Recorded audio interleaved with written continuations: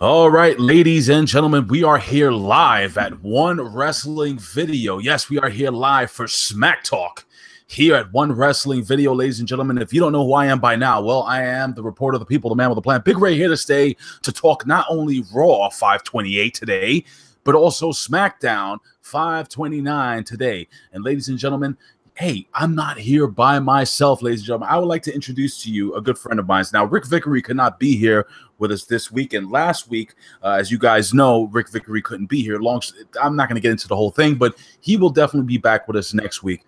But I am going to be joined by Rick Vickery's Huckleberry, his tag team partner. You've heard me mention the Hitting the Marks Pro Wrestling podcast a bunch of times here. You guys who are fans of OneWrestling.com and who are also fans of One Wrestling Video, I'm sorry, and the Hami Media Discussion Group will know this gentleman very well, ladies and gentlemen. So let me just introduce to you officially my Huckleberry. I'm only Huckleberry number 4, but he's probably number 1, and I think yes, Rick is 1A.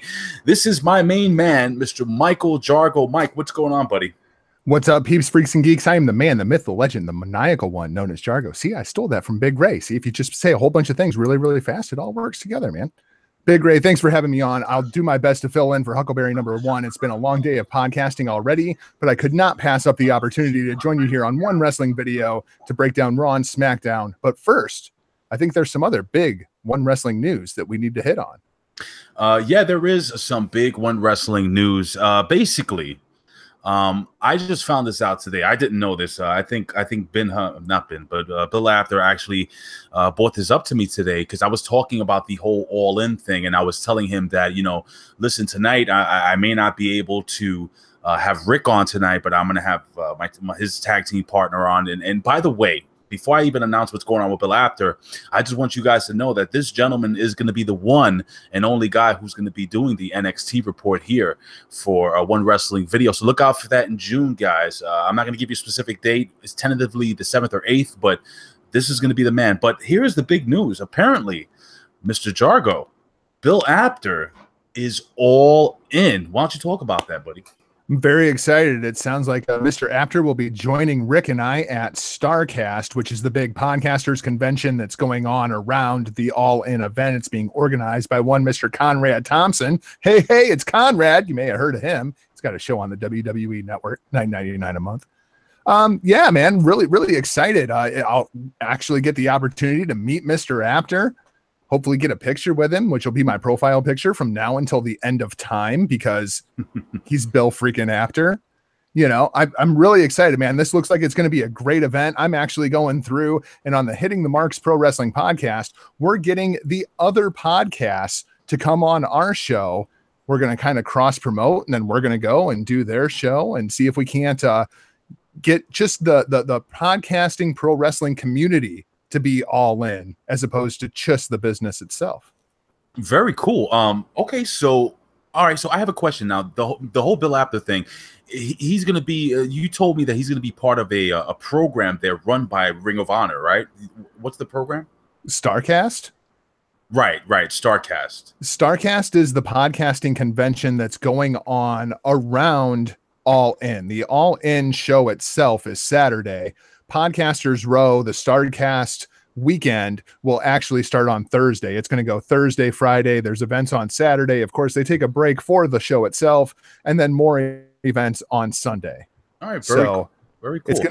It's really shaping up to be, you know, like the indie version of WrestleMania, or as I'm comparing it now, it's the indie wrestling version of Woodstock.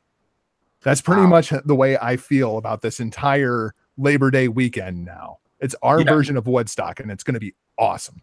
Yeah, I'm pretty excited. Unfortunately, I'm not going to be able to be there because I can't get time off. I'm saving my vacation time for some other stuff. But anyway, listen, guys and gals, basically, you know, as you guys know, if you watch here on a regular basis, Rick Vickery is the one who pretty much runs the show when we do the video, I guess you would say reports here at One Wrestling Video. But I have faith in my brother Jargo to run this show. So Jargo, I'm going to have you take it away, my brother, and I'm going to be right here with you, and we're going to talk some wrestling, some Monday Night Raw first, and then we're going to jump into SmackDown, ladies and gentlemen, which just happened tonight. Again, we're recording this video 5/29/2018, and we are live here at One Wrestling Video. Jargo, take it away, buddy. Well, let's go back in time, man. Let's go back to last night, May 28th, 2018, Richmond, Virginia for Monday Night Raw. Of course, this is the big Memorial Day show, so you have to get the Memorial Day cold open, which the WWE, they do these every year, and every year it just seems that they get better and better and better. If we have any veterans out there listening, thank you very much for your service. We hope that you all had a wonderful Memorial Day weekend. Let's start off the show itself. Braun Strowman comes out, cuts his little promo. He's interrupted by Finn Balor. Kurt Angle comes out, makes the match. You end up with Strowman versus Balor, take 2. Last week it was the main event. This week it opens up the show. Big Ray, what did you think of the match last week? And did this week change your mind whatsoever? I know that you're not huge on Finn Balor. Could you buy Finn Balor actually beating Braun Strowman? All right. So what it did, it kind of made it a little believable that Finn. I still have a problem. See, I always felt that a really great, skilled big man can always beat a skilled little guy when it comes to pretty much anything. If you go to MMA, if you put Conor McGregor in the ring with, let's say, the UFC World Heavyweight Champion, I'll say 10 out of 10 times the UFC World Heavyweight Champion will probably beat the crap out of Conor McGregor. But neither here nor there. Last week I thought was a damn good match. I actually did enjoy the match. I thought it was good. And if you suspend disbelief, okay, then yes, I could say that I did believe that Finn Balor at least gave one hell of a fight to Braun Strowman. Now, with all that being said, I did enjoy it last week. This week was pretty good too as well. That wasn't proper etiquette, but this was good. This was okay, and I enjoyed it. But I want to get past this right now. You know what I'm saying? Like I wasn't too enthralled to see these two guys going at it again. I feel like the important thing here was almost more so Kevin Owens on commentary. So you have Braun Strowman beating down Balor. Owens starts egging on Braun Strowman. A little bit later, Balor's getting the better of Strowman. Owens grabs the microphone again, starts throwing out as many catchphrases as he possibly can, and starts cheering on Balor. And then, of course, Owens interferes, so we don't actually get a finish to the match. But after the first coup de grace, the match ends with Balor going up for a second coup de grace before Owens interferes. The presentation here was Finn Balor has the formula to beat Braun Strowman. It's a matter of, can you suspend your disbelief far enough to actually buy it? Yeah. All right. So again, ladies and gentlemen, you have to understand something. All right, guys, here's the deal. You know, this is what pro wrestling is all about. Suspending disbelief, believing that these two guys are going at it in the ring for real. Okay. Now, I'm not saying that these guys are not beating the hell out of each other. I mean, both men, you know, that freaking shoulder. What did you think of that shoulder block that took Braun Strowman over the barricade, bro? Man, you know, every week it seems like we're getting this shoulder block out of nowhere. It's like the first week that Braun Strowman did it, you can just hear Vince McMahon laughing maniacally backstage. And now it's just become a regular spot inside of Braun's offense. It's just the littler the guy, the further they fly and the more entertaining it is. Yeah, I agree, man. And, you know, so, all right. So then this happened. I did like the whole, I like Kevin Owens kind of egging both of the guys on. And why don't you tell the fans what happened after the match was done? Well, of course, after the match, Owens tries to leave, and then Kurt Angle stops him and informs him he has a match tonight later on versus Bobby Roode. Of course, we know that Braun Strowman is now on the hunt for Kevin Owens, which is never a good situation to be in. No, would you like Braun Strowman coming looking for you in the darkness of a cold hallway? You ever had Bill Apter trying to chase you down a dark hallway? It's just as scary. Tremendous. No, seriously, man. I mean, it is what it is. But go ahead, man. I'm sorry. Let's go ahead and let's shift over to Elias, because I thought this was one of the more intriguing segments on the show itself. It seems like Elias is actually now going full bore heel. Did you pick up on that? We're not doing the big walk with Elias chant this week. Yeah. Is Elias just straight up insulting people? No, I like it. I think maybe perhaps backstage somebody told Elias, listen, man, you know, you're smiling too much. you're joking around too much. You know, people like you too much. We need to kind of tweak this. I do notice people are booing Elias a hell of a lot more. Listen, I'll tell you, Elias is good either way. I like him as a straight up baby face. I mean, as a heel. I can see the guy being a baby face. The guy has superstar written all over him. Don't know if the WWE is fully behind him yet. Don't know if WWE fully trusts him yet. So this is all testing ground for Elias, in my humble opinion, bro. Yeah, I exactly what you said, bro. I do see that WWE at this point, or Elias at this point in juncture, is being the heel that I believe the WWE wanted to book him as. But let me ask you a question. Do you think that hurts him moving forward? Because people do like him. Does it hurt his merchandise, so on and so forth? I don't think so. I don't think so at all, because Elias is still a cool enough gimmick that you still want to see the act. I don't think that his attitude towards the fans or towards the town that he is in is going to change that whatsoever. He still has that charisma. People are still going to be drawn to him. Very much like the guy who interrupts Elias, which is Seth Rollins. Seth Rollins slowly actually becoming the face of Monday Night Raw. This week he's taking on Jinder Mahal, of course, after the debacle from last week with Jinder coming out and attacking everybody with chairs. Seth Rollins is freaking over right now. Is there any question that Seth Rollins is the most over babyface on Monday Night Raw? You know, and this shocks me, dude, a little bit. I noticed that, and it's getting bigger and bigger. Why? I don't know why. Has he changed anything? He hasn't changed anything. He's the same Seth Rollins he's always been. He's doing the same things. I don't know why. Maybe it's just something that finally has clicked with the WWE universe. I don't understand, bro. Really, I don't get it. I mean, I can get why people like Seth Rollins. The guy's super athletic. He's charismatic, good looking, so on and so forth. But other than that, man, I have no idea why Seth Rollins is so over right now. Do you have any idea? What is there for an alternative?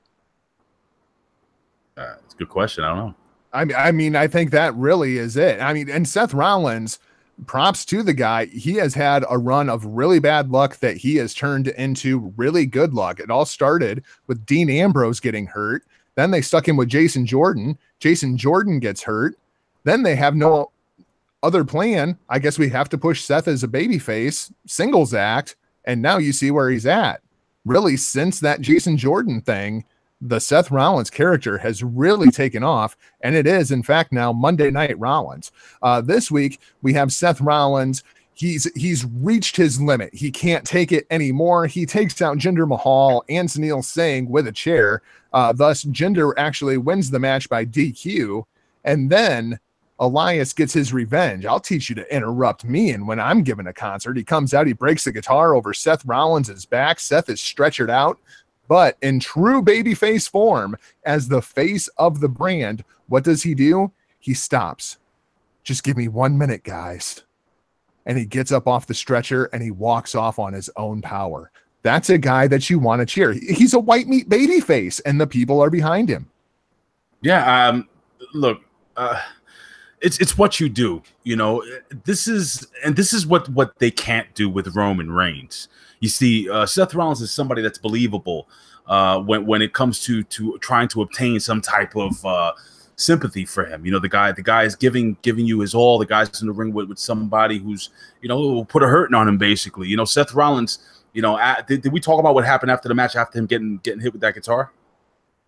What, about him getting stretchered out? Right. Basically, yeah. Yep. So basically, yeah, Elias hits him in the back of the head with a freaking guitar, takes it one hell of a tumble, which, by the way, the fans really, I love the interaction. I love the reaction by the fans. You could tell the fans really did give a damn what happened to him. And yeah, man, that's what you do with a guy like Seth Rollins. You know, just give me a minute, give me a minute. You know, with his Starscream freaking voice. And yeah, man, got the whole neck brace gimmick on, dude. I thought it was well done. So, you know, Elias is becoming really bad, and I like it. I'm a big fan of the bad guy. But so where do you think this moves? Do you think this goes on to a match between these two? I was just going to ask you. So now do we expect this is going to become a full-on program? The Intercontinental Open Challenge is going to stop for a little bit here. Are we going to get Elias versus Seth Rollins at Money in the Bank for the Intercontinental Championship? I think, well, I think that might happen. And I think this is going to be, and I think Elias will win the Intercontinental Championship if it does happen. Again, the WWE seems to continue to be testing Mr. Elias as we move along week by week, giving him different scenarios, different opponents. He's worked with a lot of different people. He's done comedy bits. He's done serious bits. He's done everything. So, yeah, man, absolutely. I think this will definitely happen, and I look forward to watching this match, and I look forward to Elias walking down the ring with the belt kind of dragging behind him on the ground, or maybe slung over his shoulder like a backpack. I could see him doing that, or maybe he carries the belt in a knapsack, and then he pulls it out when he gets into the ring. That would be pretty cool. So what do you think of that, Jargo? Well, I agree with you. I think that would be really cool, but I think it completely interferes with the story that we've got going on here, because I think Seth Rollins is going to run through everybody on the WWE Monday Night Raw roster until he finally gets a shot at Brock Lesnar at SummerSlam. And then I think Seth Rollins is going to slay the beast, and you are going to get that shot that you had from WrestleMania 6 with the Ultimate Warrior raising both championships high over his head. That's where I think it's going, man. You got to be smoking something, brother. If you think Seth Rollins is ever, we had this discussion over the Hami Media discussion group. We had this discussion over the locker room on Monday, dude. I do not believe Seth Rollins will beat the Beast. Listen, man, the Beast is tailor-made for someone like Braun Strowman to beat. I think that's going to be the eventual downfall of Brock Lesnar. That's what takes Brock Lesnar off of TV for a few months. You know why? You know why I think that's not going to happen? You remember when Brock Lesnar just about knocked out Braun Strowman? Yeah. At what was that, Survivor Series? Sure. I don't think Brock Lesnar wants to work with Braun Strowman. I think that's the problem right there. You think that's what's holding back? Yep. Okay. I mean, I guess, but I think ever since that stiff shot, well, yeah, we say business is business, but when you look back at Brock Lesnar in this most recent run, if you're somebody that's not worth Brock Lesnar's time, you're not getting Brock Lesnar's time. Just ask Dean Ambrose. Let's move on to Nia Jax and this ridiculous squash match that she had with Ronda Rousey on commentary. Yeah. Well, I don't need the Raw Women's Champion doing squash matches, man. I just don't. You don't wait. Are you serious? Like that? Isn't that what she should be doing? She should be beating up people like quickly. I don't buy Nia Jax whatsoever. At this point, Nia Jax has become the female version of the Big Show to me. Oh wow. Well, I got to tell you something. If I see, what I didn't like? I didn't like when Nia Jax is beating the living crap out of that young lady. I didn't like Ronda Rousey sitting there with a smile on her face. She shouldn't be smiling. I don't care how tough you are. You don't have to be scared, but I think you have to have kind of like a serious, angry look on your face. Like, oh man, I can't wait to get in the ring. And she eventually does go in the ring with her, and she stands in front of her, and she gives her the cold stare then and there, which I don't know, man, did nothing for me. And listen, am I being a jerk when I say she really needs to cut that thing off of her face? I mean, it annoys me. But the makeup really, it gives it shadows and stuff. I don't know. Maybe it's just me. Here's my problem. All right, let's go back to Finn Balor and Braun Strowman for just a second. Right, we were saying it's about the suspension of disbelief. Okay, I can only suspend my disbelief so far. Ronda Rousey versus Nia Jax. That's a 15-second fight. Anything over that, I don't buy it. Ronda Rousey taps her out in 15 seconds.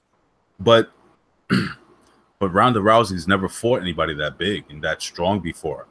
Do you honestly think in a fight that Nia Jax would last more than 20 seconds in a fight with Ronda Rousey? Nia Jax would eat her up, literally. You're terrible. You're terrible. No. All right. All kidding aside, no. I think if push came to shove, but I don't know. Nia Jax is a big, strong woman, but I just don't buy her, man. I just don't buy it. I think there's a place for Nia Jax on the WWE Monday Night Raw roster. I don't think it's as the women's champion, and I surely don't think it's against somebody that's as legit as Ronda freaking Rousey. I just don't see it. I guess I'm gonna have to agree with you, bro. Yeah, Ronda Rousey would just strike her, just just use her quickness, move around her, jab, jab, jab, right hand, hit her with a big overhand right, and then just lock something in. She'd take her out super quick, man. The second Nia Jax was on the ground, over. Yeah, done. She's tapping. Agreed. I mean, I can't buy it. Let's move on to the tag division here a little bit, because this is just a train wreck. I love Woken Matt Hardy. I love Bray Wyatt. I love together the Deleters of Worlds. I used to love the Ascension before they got called up to the main roster and buried as they were walking down the ramp the first night by JBL. Thanks for that one. Yep. This did nothing for anybody except Phil about 5 minutes worth of TV time. Yeah, this was well. I don't think they were on TV last week. You got to get your tag team champions on TV.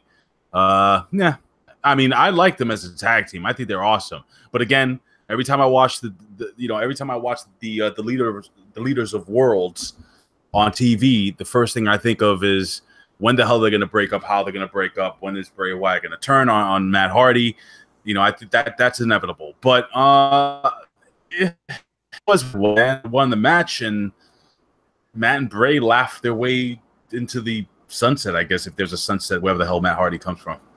I guess the only good thing coming out of this was we had the B team backstage taking notes, and now they're going to Kurt Angle, and they're trying to get themselves a tag team world championship match. And this sets up the B team barbecue, which would happen a little bit later on in the show. So let's move on to Bobby Roode versus the aforementioned Kevin Owens. Kevin Owens getting the win in this singles contest, but this was a very, very different Bobby Roode. This was an aggressive Bobby Roode. This almost felt like almost the NXT version of Bobby Roode, and I like that version of Bobby Roode. You mean the TNA version of Bobby Roode, the guy who was part of the greatest tag team in TNA history, the guy who was the TNA World Heavyweight Champion, the guy who came to NXT and was just a great freaking heel. That Bobby Roode, the guy that's not a white meat baby face smiling all the time. Dude, I love aggressive Bobby Roode. Bobby Roode is good if he's bad. I don't know why the hell they turned him good. Why? Because people like singing the damn song along with him. People are going to get tired of that eventually. And eventually he's a bad guy. But my problem is that I hope they don't, I hope he doesn't kind of lose that edge that he had when he first came in. So he's already lost a lot of edge, dude. The guy's losing matches here and there. And he faced a very, very tough Kevin Owens, bro. Well, and then we have Braun Strowman, of course, in the end, coming out to get his revenge on Kevin Owens as Bobby Roode sits on the top turnbuckle and cheers him on like a cocky heel. Mm-hmm. And then Strowman takes out Bobby Roode, just annihilates the guy. And so what is the direction that we're going with Bobby Roode here? Outside of he's glorious, like the guy gets no promo time. How is he supposed to get a character over when they don't even give him a character? He's not getting over, dude. He's not winning important matches. He's unfortunately Bobby Roode, probably one of TNA's greatest, one of the greatest talents, is just going to be mid-level mid-carder and Intercontinental and U.S. champion at best. That's just a fact. Maybe a tag team champion here or there. That's all Bobby Roode is ever going to be in the WWE. They had the chance to make him special when he came out of NXT. And listen, man, Braun Strowman, first and foremost, kicking off the show with Braun Strowman was, in my opinion, the best freaking thing they ever did, because they got their oh my God, I just realized something. Jargo, there was no Roman Reigns this week, right? There was no Roman Reigns this week. I was actually going to bring that up at the end of Raw. Oh, sorry about that, dude. Well, there you go. You just had to go and ruin the whole thing, Ray. Just ruin it. Let's just edit that part out. That's what I can't edit with life. I'm just sorry. Suspension of disbelief, man. Suspension of disbelief. It's fine. It's fine. And we're off track.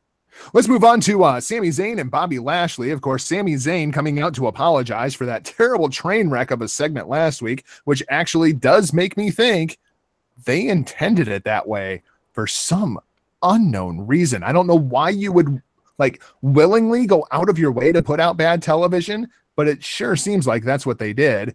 Lashley comes out. Of course, now we're going to get Zayn and Lashley at Money in the Bank. Big Ray, I guess the $1 million question here: how do you screw up Bobby Lashley twice?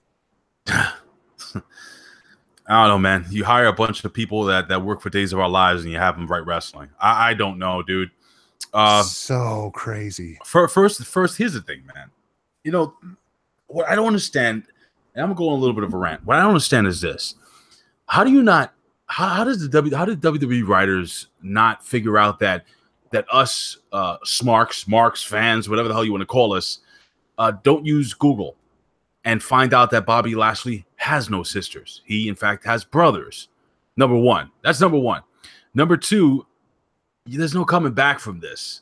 Like, Bobby Lashley should have immediately, me and Ben spoke about this on the Impact Attack. He spoke about this in the locker room a bunch of times.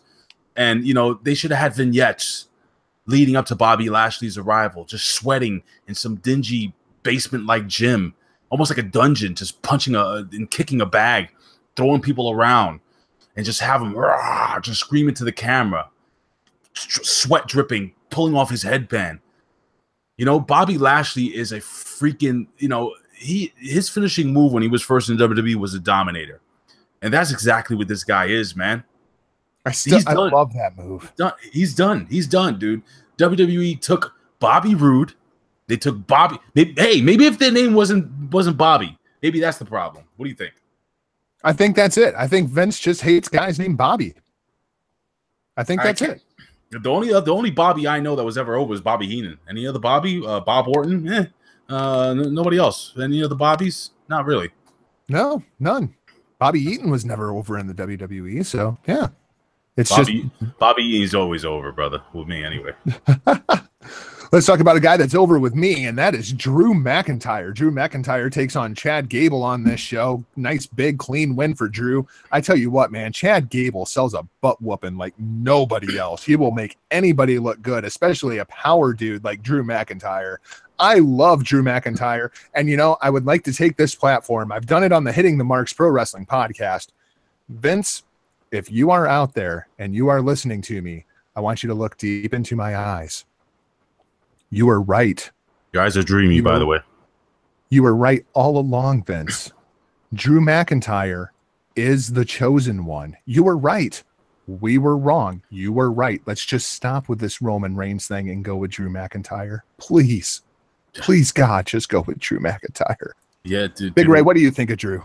Oh, Drew is a modern day action figure come to life. The guy has just an immense presence, and ever since he's put on like 30 pounds of muscle on top of that huge tall frame, I mean, the guy is just great. It's taken him 10 years to get to where he is right now. He became very special when he left the WWE and went to the Indies, and he became even more special when he went to Impact Wrestling and almost killed Caval over the head with a giant lead pipe. Caval being low key. And yeah, man, listen, guys, here's the deal. This kid, he's still a kid. He's still in his early 30s. He's still very, very young. And this guy right now, I could see him with Dolph Ziggler in his corner, putting like a major championship around his waist. This is the guy that if they wanted to bring a secondary title or like a mid-level title, something like a European title, I would put around his waist, the UK title, something like that. That would be a great UK champion. I don't know why they made that a cruiserweight freaking belt, but yeah, man, Drew McIntyre is everything that he was billed to be when Vince McMahon originally brought him in. But again, he was too green at that time. Loving what they're doing with him. Jargs, go ahead. Dear God, can I please get Pete Dunne versus Drew McIntyre at SummerSlam for the UK title? My God, I didn't even realize I wanted to see that match until you just said that. Yeah, but I really want to see that match now. Yeah, but Drew McIntyre will freaking use him as a toothpick, bro. I know, and it'll be awesome. It'll be awesome. So then we get probably I don't even know how to explain this other than WWE doing WWE things, and that would be the B Team Barbecue. I know I can't swear on OneWrestling.com, Big Ray. I feel like this was a setup. Yeah, you may not. Yeah, I'm just gonna toss to you because I have nothing good that I can say about this segment on OneWrestling.com. It's not filled with expletives. No, I mean, here's the deal, man. This was bad, dude. It was bad. But you know, all right, I'm gonna do what I always do here. And I'm gonna accentuate the positives. First and foremost, those kielbasa's looked really good. Those sausages look delicious. But neither here nor there. It was pretty silly. But I gotta tell you something. Maybe it's just me. But what's McGillicuddy? What's his name? Curtis Axel. Curtis Axel. That kid is, I think, in my opinion, really coming into his own with some comedy gold. Just with facial expressions. I really like both those guys. His comedic timing. Yeah, both guys are doing really well. So if there's anything I took out of this was that I'm just glad that these two guys are getting TV time, getting genuine laughs from the crowd. And hey, listen, it was what it was. The backstage segment with, the guys hugging Kurt Angle because they get a shot or something like that next week, right? Or the Battle Royal. They're going to do the Battle Royal next week. Tag Team Battle Royal next week to determine who will be the #1 contenders to the Deleters of Worlds, which just screams pre-show main event to me. Probably. Yeah, probably. But, neither here nor there, man. So the segment was stupid. And of course it ends up in a food fight, which of course the one thing that did pop me, besides McGillicuddy, I'm gonna call him McGillicuddy, but it's Curtis Axel. I love seeing Rhino there with the tray of sandwiches, bologna sandwiches. That was fantastic. I like when Curtis Axel was like, "Well, then I'm taking my food back." And you see freaking what's his name, Breezango, not Tyler Breeze, the other guy, Fandango, and his plate is just full of sausages. Did you get that? Yes, which is hilarious because of all those guys that were in the ring. Johnny Curtis is probably the one in the best shape. Oh, easily. I really wish for those of you who don't know, since I am a little bit new to the One Wrestling audience, Tyler Breeze is hands down my favorite wrestler. I really wish that they would turn Tyler Breeze and Fandango heel, like serious heel. And drop the Fandango name, go back to Johnny Curtis, and just have it be Tyler Breeze and Johnny Curtis. Give them a new name, give them new music, repackage them, and just have them come out and start beating the tar out of everybody. I love both those guys. They're such good talents. Wasted. They're great. Period, dude. I think there's still money to be made with them as a comedy act and as a babyface team. And I think if you give them the right push and if you write the right angle, I think these guys can be champs. They're that good, man. They're that good. Go ahead, Jargo. I'm sorry. They are that good. Yeah, I'd even be down with sending Tyler Breeze to 205 Live and making him the centerpiece heel on 205 Live. The pretty boy who can't wrestle that style, but still is the make him the Miz, basically. Make him the Miz. The only problem, I think he's like 206. I'm just saying. Yeah, but Uggo's gonna Uggo. Let's talk about the women's gauntlet match. This thing. It's interesting, man, because we just saw a men's gauntlet match on Monday Night Raw here not too long ago, and Seth Rollins went for an hour and 16 minutes or something like that, some crazy number inside of that match. This women's gauntlet match went all of about 20 minutes. It starts off with Bayley pinning Liv Morgan. Don't think there's really anything to talk about there. Then Bayley pins Sarah Logan. Not really anything to talk about there. Logan and Morgan attack Bayley as Ruby Riott comes out. How coincidental that the entire Riott squad would drop 1 through 3. Riott then eventually goes over Bayley, and that's where this thing comes off the rails to me.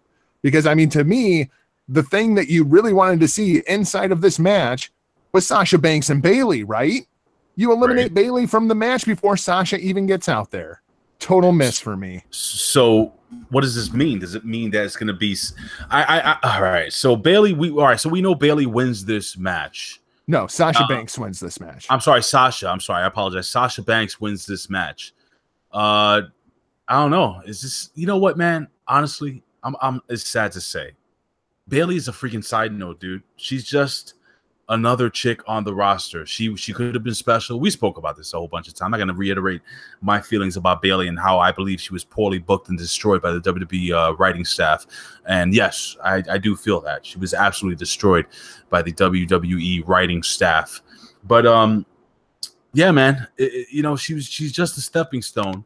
Bayley, not Bayley, Sasha Banks, I wasn't surprised, man. I just wasn't surprised by this whole thing. And I hate the fact that, I think it would have been more interesting if maybe, 2 of the Riott squad would have to face off with each other, during this match.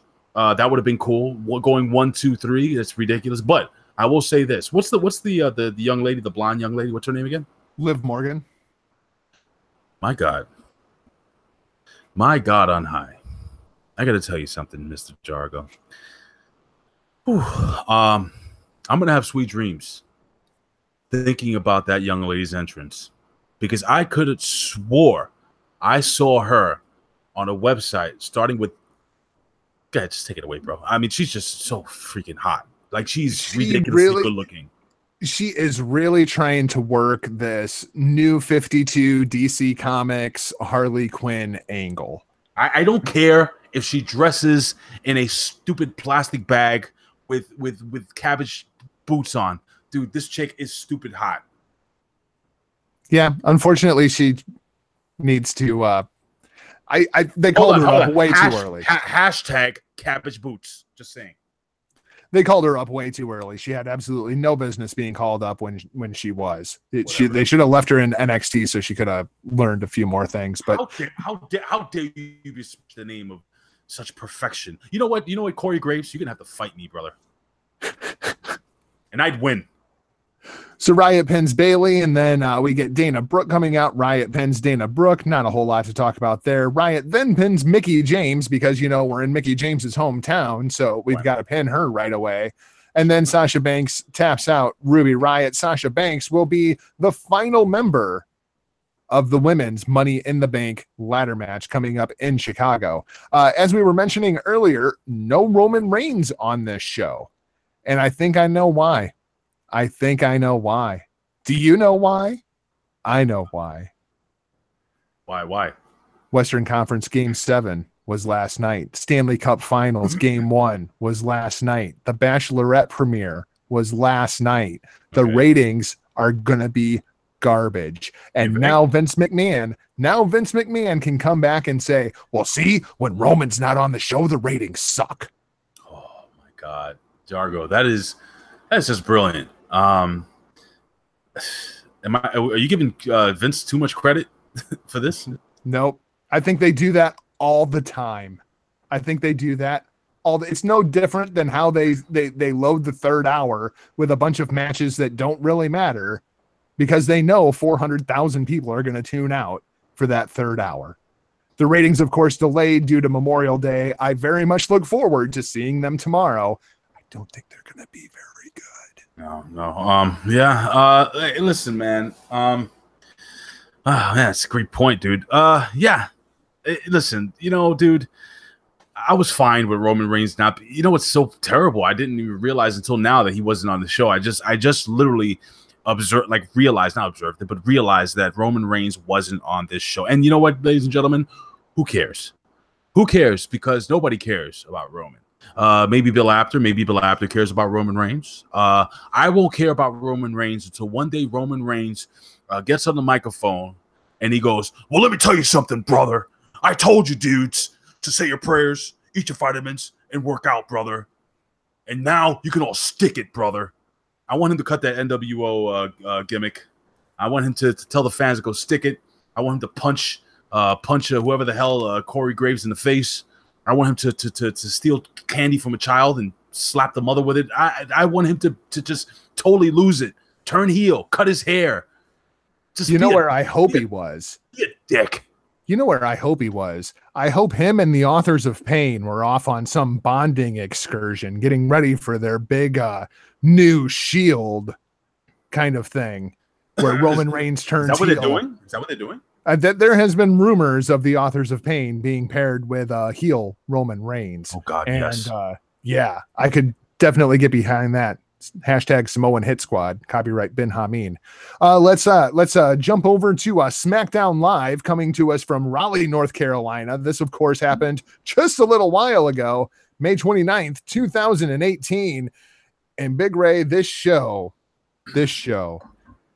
I was so excited for this show because they had been advertising for a week. We were going to get Daniel Bryan versus Samoa Joe for the first time inside of a WWE ring. And then they blow it 5 minutes in that it's not going to happen. Samoa Joe comes out, cuts his promo. Daniel Bryan comes out, cuts his promo. There's certain lines that you do not cross. You do not talk about my family. And we're ready to throw down. Joe's throwing ladders out of the ring. We're getting ready to square off. And then Big Cass comes out and just pops everybody's balloon.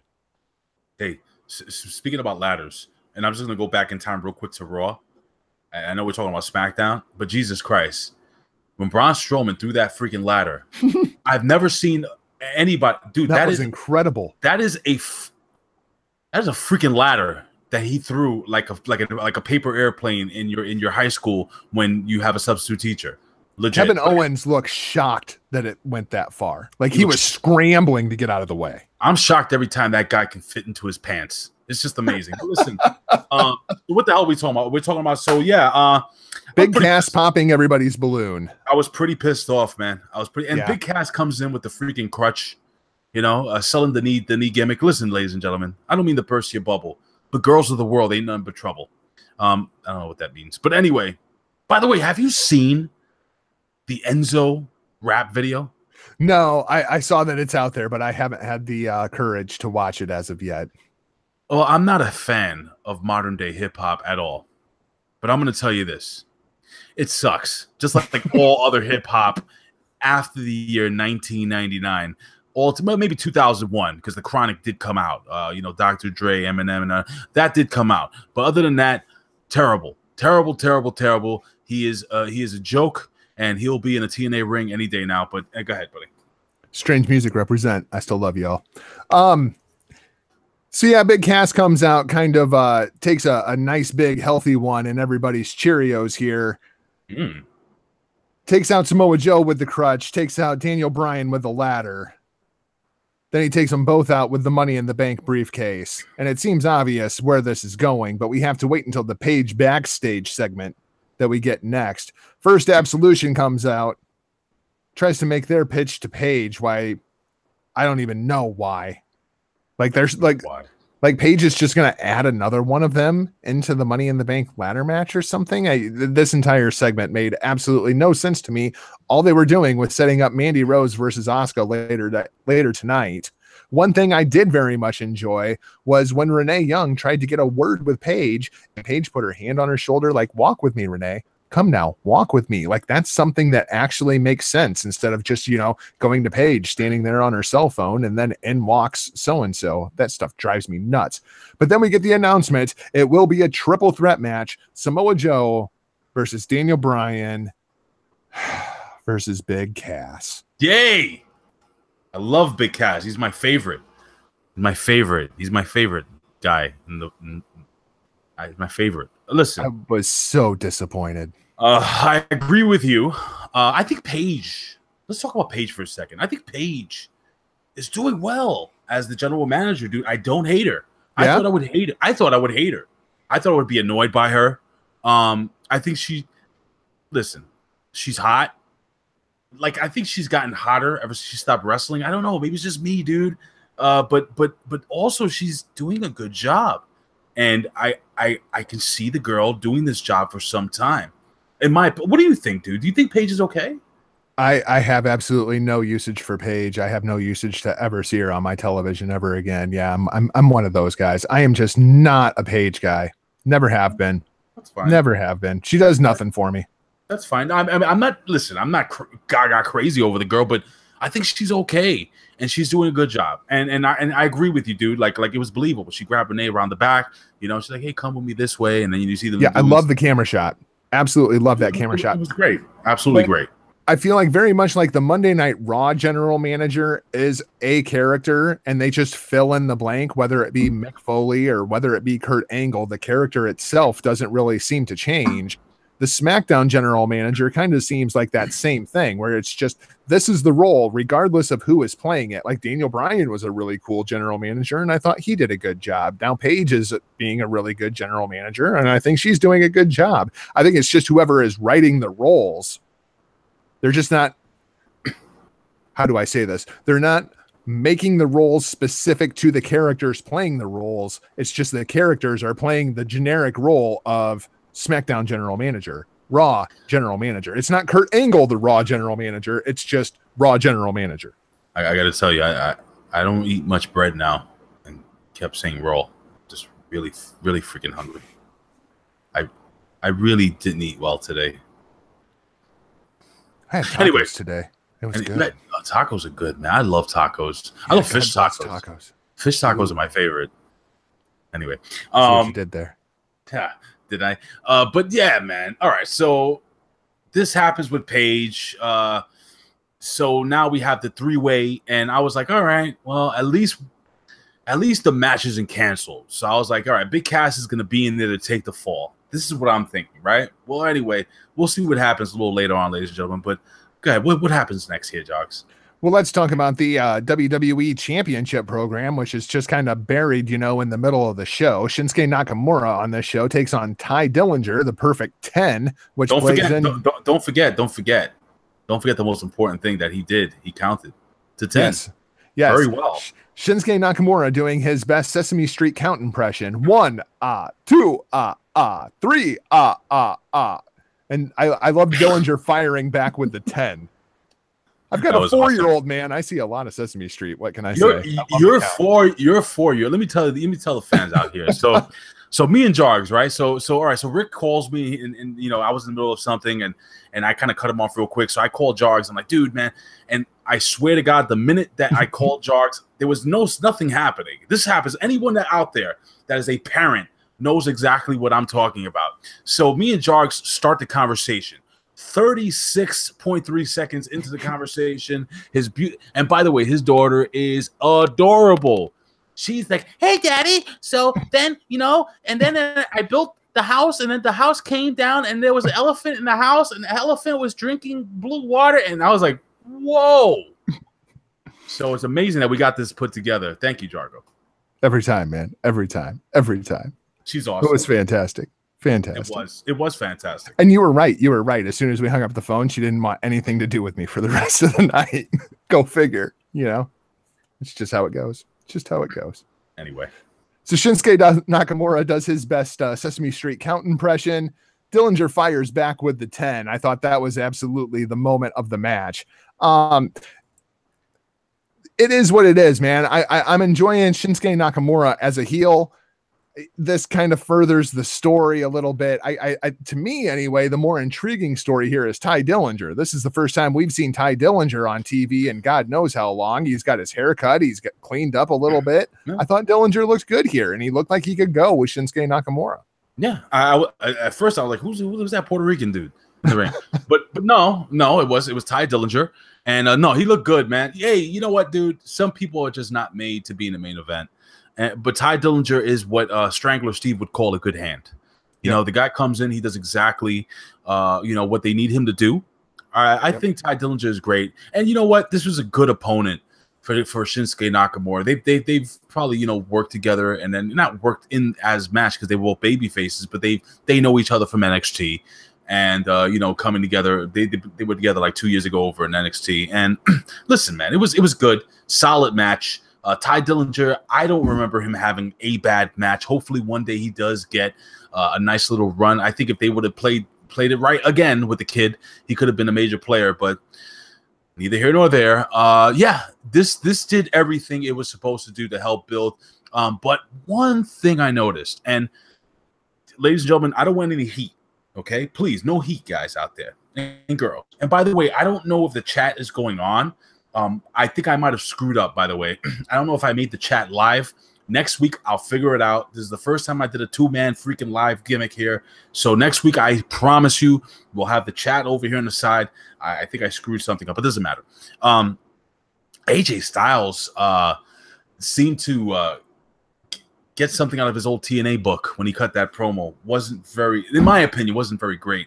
It's cheesy for me. I don't know. It was a cheesy promo, but maybe I'm just nitpicking. I'm being critical. I don't mean to be negative. Jargo, what did you think of this segment as a whole, including the AJ Styles promo, sir? Well, I didn't care for the AJ Styles promo, but, AJ is one of those guys. Talking was never his strong suit. AJ Styles standing out in the ring, cutting 5-minute promos was not how AJ Styles was ever going to get over. I almost wonder at this point, do you think AJ's just plain sick of this? We did an interview with AJ Styles. here. You can find it here, guys. And, you know, some people, I mean, the guy's been all over the world. He's been a champion every single place he's been. Sometimes, you know, the champion doesn't get a break. Champion needs to travel. The champion needs to be there, unless you're Brock Lesnar, who's never there. Obviously. But neither here nor there, guys. Neither here nor there. Is he sick of it? I don't know if he's sick of it, but he might be tired. I think Shinsuke definitely takes the title off of him coming up. Whatever match they have next, this is it for AJ Styles. And I think AJ Styles gets, quote unquote, what's the word? Hurt during the match. And maybe he's off TV for like 3 or 4 months. I think it's a well-deserved vacation, man. He goes down to Gainesville, Georgia, hangs out with the boys. If you guys follow him on Instagram, seems to be a great dad. And talking with him and getting to know him over time, he's a great guy. So, yeah, Jarks. I guess my question then is, if you put the title on to Nakamura, what is the program going forward into SummerSlam? I assume Daniel Bryan? No, the Rainmaker Okada. Why? Well, that would shake things up a little bit. That would absolutely shake things up. All right, so you have Shinsuke out of the way, right? Let's look at the roster. Let's look at the roster here on SmackDown. Who's next up? Well, who would you think is a viable contender coming up next? Well, I feel like it depends on if AJ retains or if Nakamura takes the title. I think if you're going to pivot to Nakamura as champion at this point, Daniel Bryan has to be the next guy, right? Well, Daniel Bryan, hold on, let me just click this camera. Daniel Bryan, you know what, dude? I guess you're right. Daniel Bryan would be the next contender. But let's look at, all right, you know what? Let's do this. Let's look at the competitors in the match, in the ladder match real quickly, and let's think right now, who do you think would be the next contender besides Daniel Bryan? Who else is in there? Well, I mean, looking at the Money in the Bank ladder match, as far as SmackDown goes, you have The Miz, you have Rusev, who we're going to talk about here in just a second. We have whoever is representing the New Day, and now we have Samoa Joe. You know what, dude?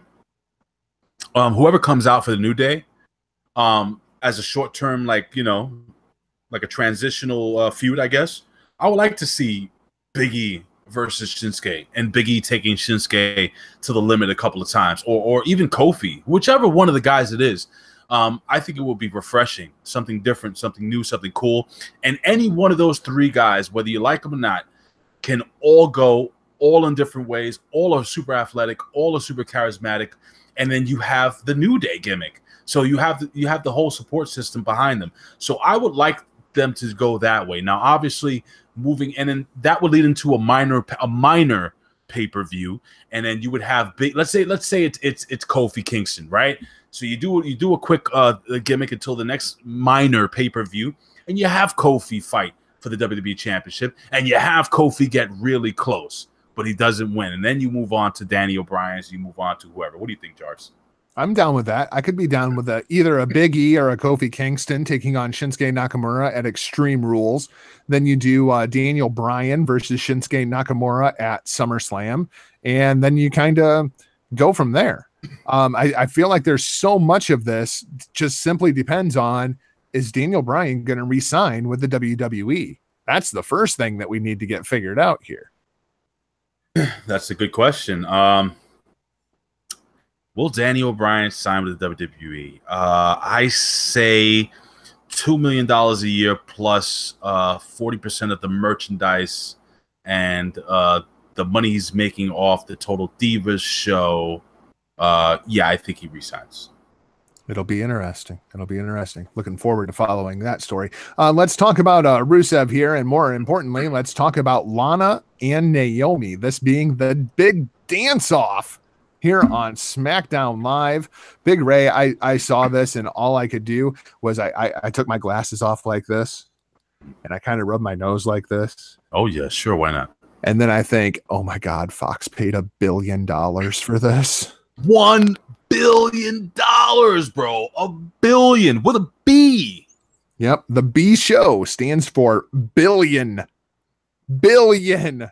$1 billion to watch Lana and Naomi dance on SmackDown Live tonight.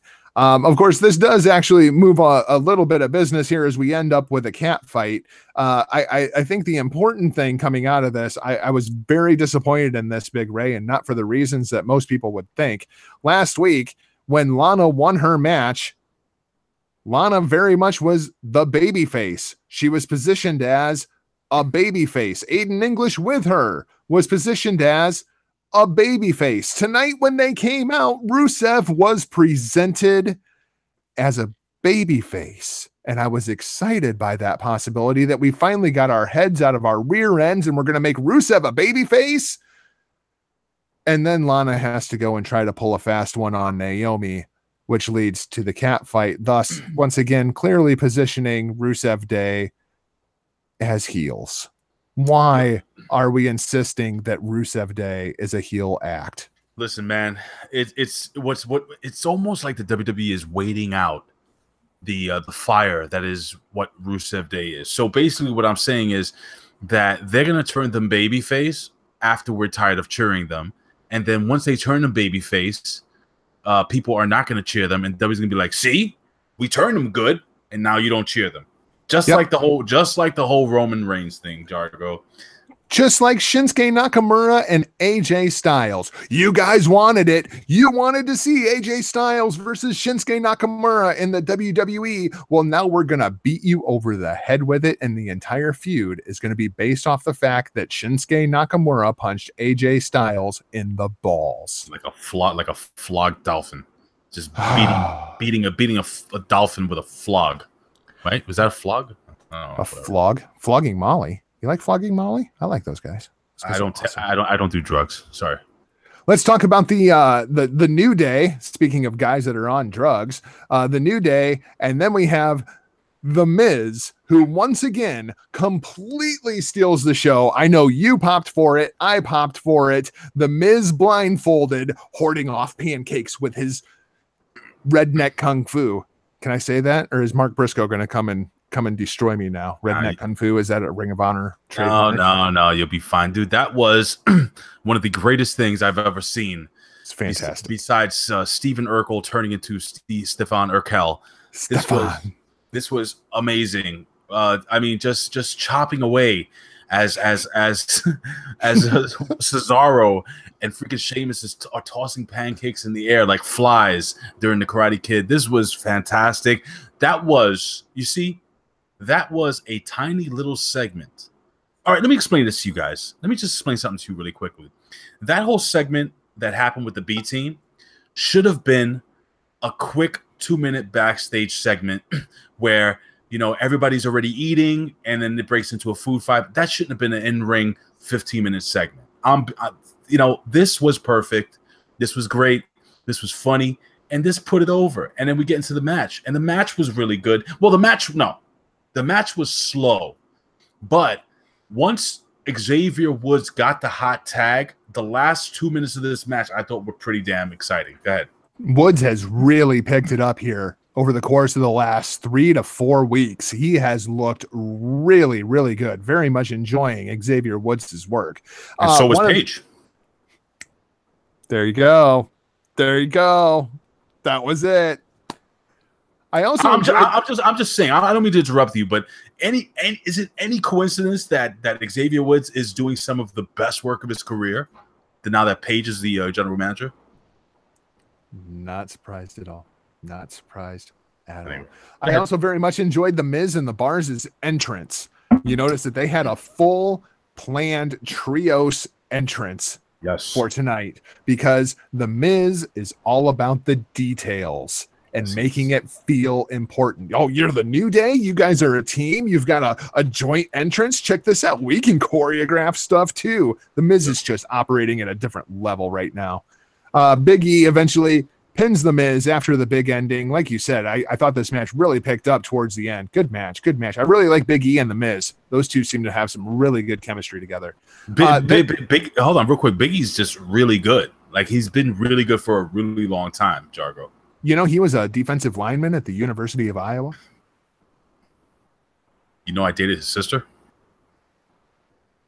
Is this like the whole Lashley's sisters thing? Like, did she have a mustache and the whole... Let's move on to the Good Brothers. So the Good Brothers getting a championship shot at the Bludgeon Brothers. It's going to be the Brothers Explode, brother. Dude, I thought that the club, Anderson and Gallows, especially Carl Anderson. Carl Anderson is so good on the mic. I need Carl Anderson talking about his hot Asian wife every freaking week. Every week. It is so good. The Talking Shop boys are so good. And she is hot and she is very Asian. That is a shoot. That is completely a shoot. He does have a hashtag hot Asian wife. And then we go from as good as the Good Brothers promo was, I felt like I was bludgeoned by the Bludgeon Brothers and how bad their promo was. So man, terrible. These guys need to go to Monday Night Raw. These guys belong in the land of the giants, in the land of the characters, with characters like Woken Matt Hardy and Broken Bray Wyatt, not on SmackDown Live with guys like the Good Brothers and Sheamus and Cesaro. They feel like they're out of a completely different universe.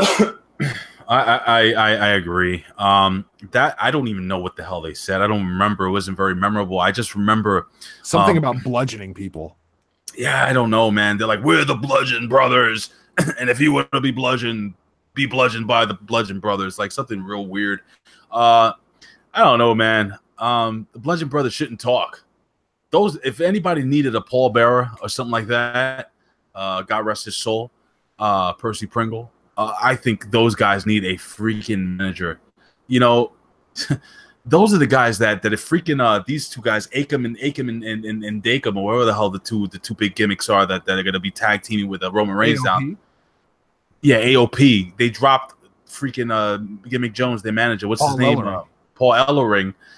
That's a guy because he's managing, the Bludgeon Brothers. That's a tag. Who I want to see manage the Bludgeon Brothers. If you listen to the Hitting the Marks Pro Wrestling podcast, you'll know I put this guy over. And anytime somebody's looking for a mouthpiece, Steve Corino is sitting in NXT. What he is doing backstage, I have no idea. Can we just put a microphone in Steve Corino's hand and let him cut like some Kevin Sullivan promos? Just deep, dark, demented, evil Steve Corino promos. I would love that so much. I'm looking up what's his name? Good guy. You know who would be a great manager, but I think he's too gimmicky for the WWE. I think he would be a great mouthpiece, and I think he would fit right in. Even his color scheme would fit right in. He is the former manager or the current manager, or whenever Abyss is managing, his manager, the Sinister Minister, James Mitchell, I think would be pretty damn good. If you guys don't know who it is, just Google it. He is Satan. Like, legit. Like, this guy is awesome, by the way. The first guy who comes to my mind is very much the same character, but a different person, and that's Truth Martini. Oh, Truth. Yo, dude, where is he? He's doing alive, nothing. right? He's alive.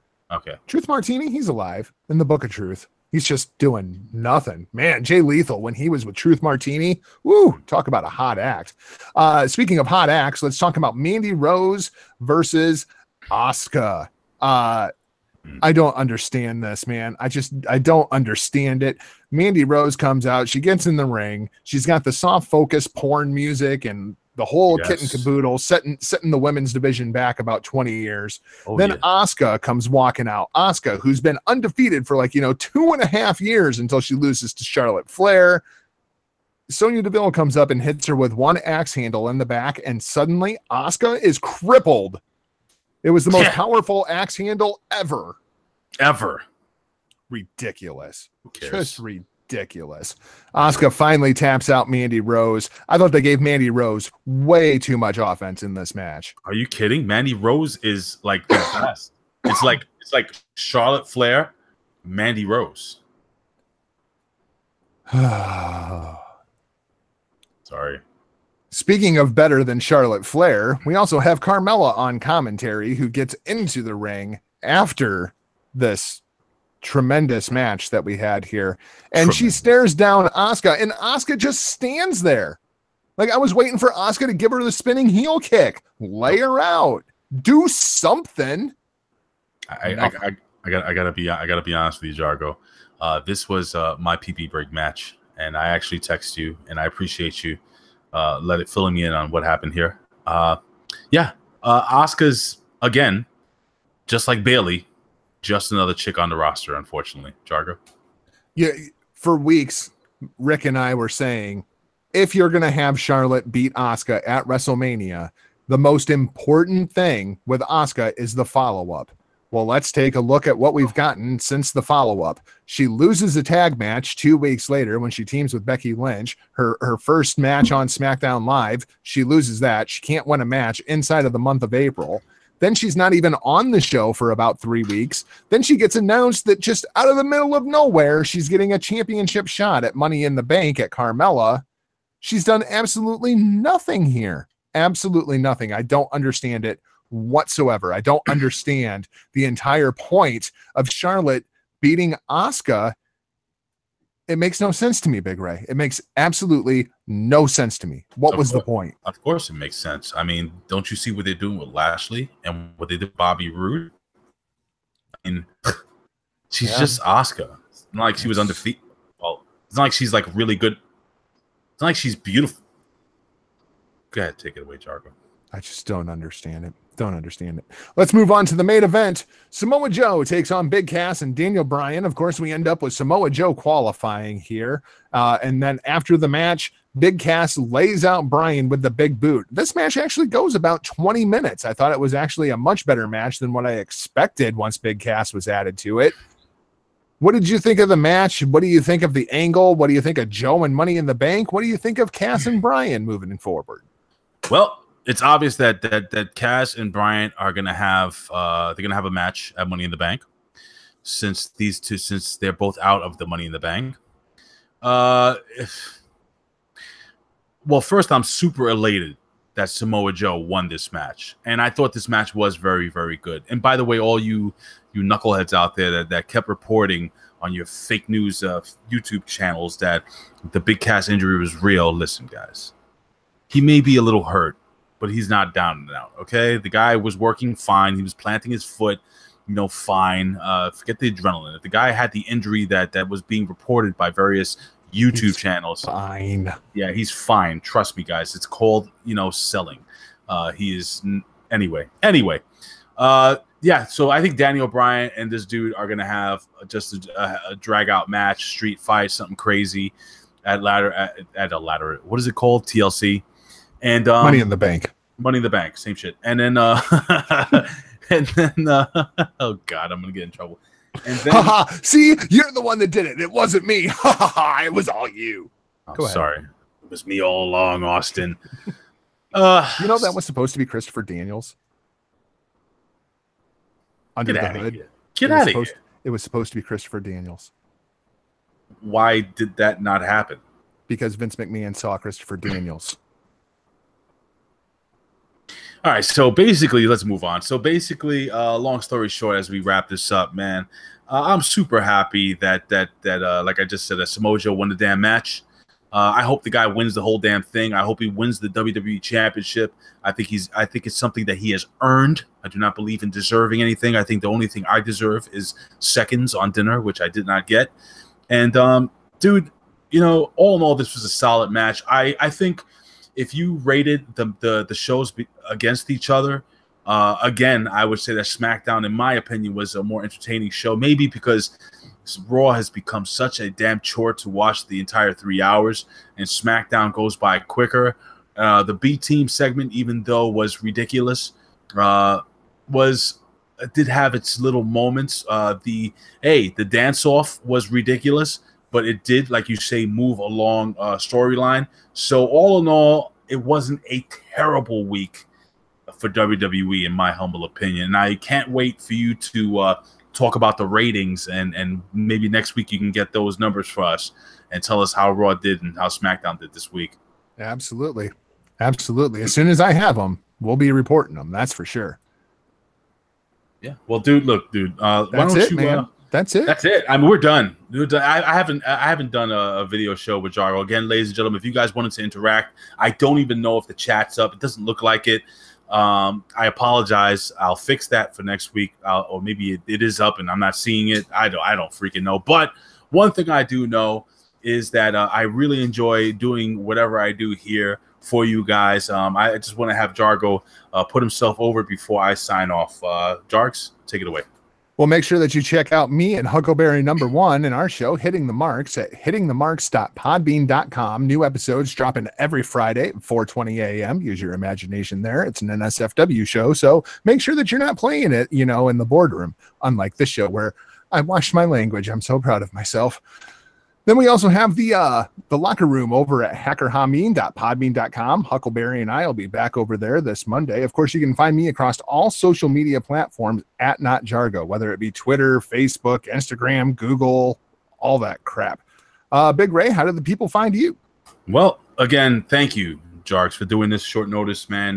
Jargs is usually working around this time, so I'm on vacation. Vacation, so thank you for filling in for our brother Rick Vickery. Rick will be back next week. I don't know if it's going to be live. I don't know if it's going to be recorded. I don't know. But how you will know is if you follow me on Twitter at Big Ray Show, follow OneWrestling.com, on Twitter at One Wrestling, Bill After at After One Wrestling. You can also find me at the Hameen Media Discussion Group over at Facebook. Ladies and gentlemen, it's very interactive. Also, the Pro Wrestling Reflection page over on Facebook. You can join that as well. It's affiliated with Hami Media. Again, ladies and gentlemen, you'll find me on the locker room sometimes, but most of the time I'll be your host at the Impact Attack and also producing multiple shows on Hami Media. And also I am looking forward to having our boys, Matt Schaefer, and of course my brother right here, Mr. Jargo, on with us here at One Wrestling starting June. Is there anything else you want to add before we sign off? We'll probably be launching that show about a week before TakeOver Chicago, which I will be at live. So be looking for some extra content there as well. Very cool, man. So, all right, ladies and gentlemen, well, thank you for joining us here live at One Wrestling Video. Don't forget to subscribe. Hit that little bell there, ladies and gentlemen. Every time we come up with a live video, you will be the first to know. You will be here. You will be part of this family. Again, joining our family also over there at Hami Media. Ladies and gentlemen, I always say I would do this for a living. But if I couldn't, I'd do it anyway. Why? Because I love talking wrestling, ladies and gentlemen. In the words of Bill Apter, we'll see you at the matches. And in the words of my brother, Bill Schuyler, up in heaven, we will see you down the road. Thank you for joining us here at One Wrestling Video. Again, ladies and gentlemen, subscribe. Hit the bell. We'll see you next week. Peace. Go Yankees. Yes, Yankees won 6-5, by the way. Boom. Boom.